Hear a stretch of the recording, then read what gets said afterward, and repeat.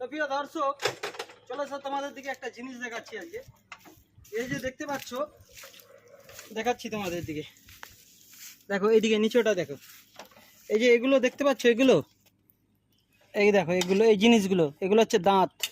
এগুলো মানুষের যেমন দাঁত আছে সেরকম পাট্টিলারের দাঁত আছে, 18টা দাঁত আছে। তো ঘাসগুলো জড়িয়েছে, ঘাসগুলোকে কেটে দিতে হবে বন্ধুরা। তো কিন্তু পাট্টিলারটা চাষ উঠে গেল, হ্যাঁ চাষ উঠে গেল। তো দেখো কিভাবে ঘাসটা কাটতে হয়, তোমার দিকে দেখাচ্ছি। তো প্রত্যেক বছর কিন্তু এই ঘাসে অনেক মানুষেরই হাত কেটে যায়।